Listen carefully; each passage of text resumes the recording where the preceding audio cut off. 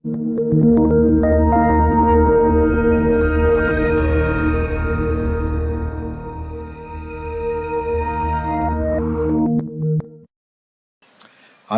తన యందు కలిగిన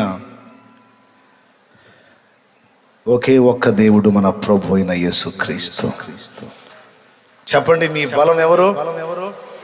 అందరూ చెప్పండి, ఎవరు మీ బలం? ఇంకోసారి చెబుతారా గట్టిగా? ఇంకెవరన్నా ఉన్నారా? ఆయనేనా? రైట్. మీకు తెలిసిన విద్య ఏంటి? బలం దేవుడు. మీకు తెలిసిన విద్య ఏంటి? ఆయనే అనకండి. మీకు తెలిసిన విద్య ప్రార్థన. ఏంటి? అది మనకు తెలిసిన విద్య. చేతబడిదన్నా వర్కౌట్ అయిద్దో కాదో తెలియదు, కానీ సరిగ్గా మనం మోకాళ్ళు వేసి పెనుగులాడామనుకో సూర్య చంద్రాదులు రివర్స్ అయ్యే పరిస్థితి కూడా ఉంటుంది. సూర్యుడా నువ్వు అక్కడ ఆగిపో, చంద్రుడా నువ్వు ఇక్కడ ఆగిపో అని పలికాడు యెహోషువ. ఏం జరిగింది? టోటల్ విశ్వభ్రమణమే 24 గంటలు నిలిచిపోయింది. శాస్త్రవేత్తలు కనుగొన్నారు, మానవ జాతి చరిత్ర ప్రారంభం నుండి ఇప్పటిదాకా భ్రమణాలను లెక్కేసుకుంటే ఒక డే మిస్ అయింది. మన కాలంలో నుండి ఒక రోజు మిస్ అయింది. ఏమైంది? ఎక్కడ పోయింది? ఎక్కడ పోలా. యెహోషువ కాలంలో అది పొడిగించబడింది. దేవునికి స్తోత్రం కలుగును గాక. హల్లెలూయా. శాస్త్రవేత్తలు తెలియజేసినటువంటి విషయం ఇది. నోవా జలప్రళయాన్ని గురించి భూమండలం అంతా కూడా ఒక్క పర్యాయము జలము చేత పూర్తిగా తడపబడింది అనే మాట కూడా చెప్పారు. బైబిల్ ముందే చెప్పిన విషయాలని తర్వాత శాస్త్రవేత్తలు పరిశీలించి వరుసగా నిర్ధారణ చేస్తూ వచ్చారు. ఈనాటికి కూడా రుజువు జరుగుతూనే ఉంది.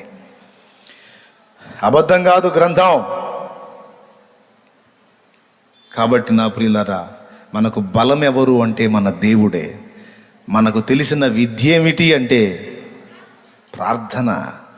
మనకున్న ఆయుధం ఏమిటి అంటే సత్యవాక్యం. దేవునికి మహిమ.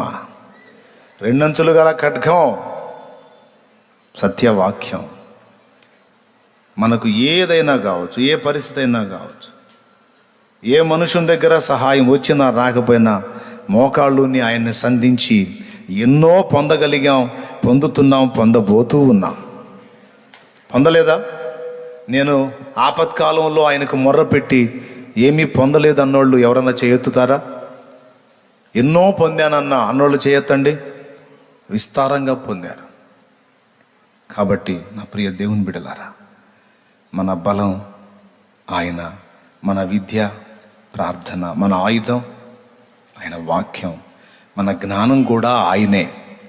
ఎవరో? దేవుడే మన జ్ఞానం.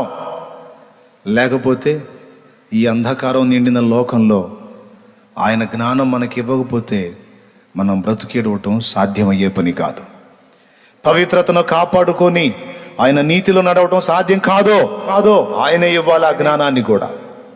అందుకే చెప్తున్నాను, దేవుడే మన సొంతం అయితే, దేవుడే మనతో కూడా ఉంటే ఇప్పుడు మనం చెప్పుకున్నవన్నీ ఆయన ద్వారా మనకు లభించగలుగుతాయి కనుక, ఆయన ఎప్పుడు ఇవ్వాలో ఎక్కడివ్వాలో ఆయనకు తెలుసు కనుక నేను చెప్తున్నాను, ఆయనని మనతో కూడా కలిగి ఉంటున్నట్లు ఆయనతో కూడా మనం నడవటానికి మనల్ని మనం ఆయన చేతికి అప్పగించుట ఎంత మంచి పని, ఎంత ఉత్తమమైన పని.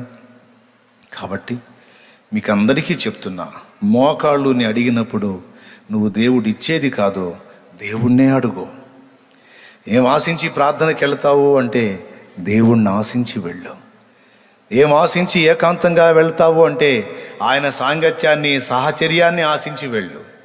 ఆయన ఇచ్చే వాటిని లక్ష్య పెట్టొద్దు.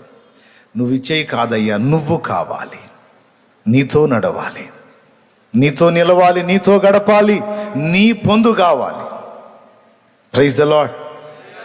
హల్లెలూయా. ఇప్పుడు ప్రార్థన.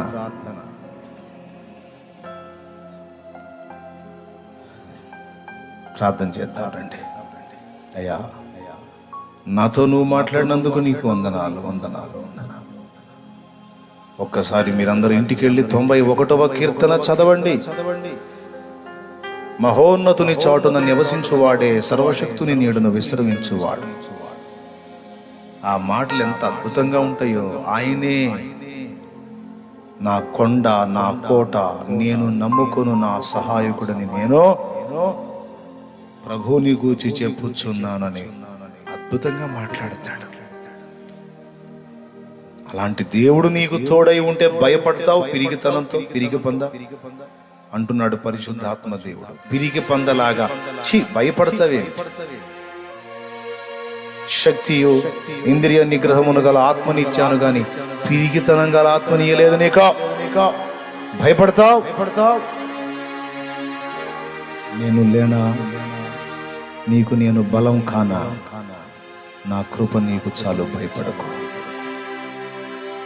అని దేవుడు మాట్లాడుతున్నాడు. తండ్రి స్తోత్రమయ్యా. లేని అందరు మోకాళ్ళ మీద లేచి అయ్యా నీకు వందనాలంటూ ప్రార్థన చేద్దాం.